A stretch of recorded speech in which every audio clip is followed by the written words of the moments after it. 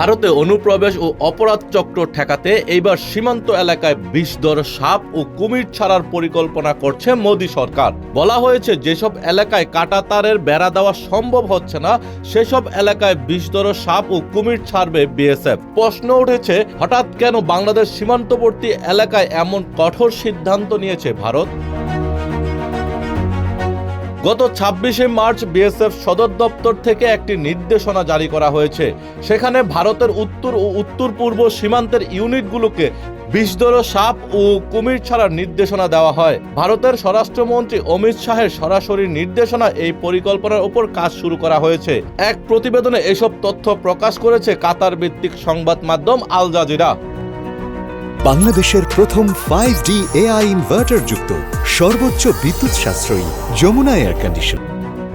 ভারত ও বাংলাদেশের মধ্যে ৪,০৯৬ কিলোমিটার দীর্ঘ সীমান্তের প্রায় ৩,০০০ কিলোমিটার ইতিমধ্যে কাঁটাতারের আওতায় এসেছে।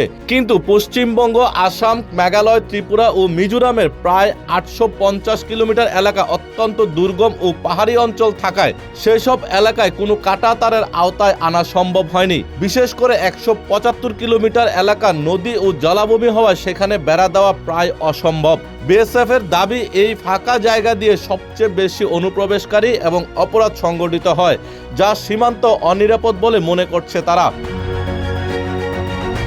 এদিকে এই পরিকল্পনা জানাজানি হওয়ার পর কূটনৈতিক মহলে তীব্র প্রতিক্রিয়া দেখা দিয়েছে।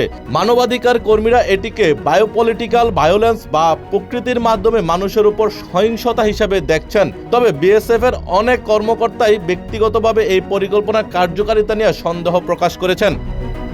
Tanvir Ahmed, news desk, Ittefaq.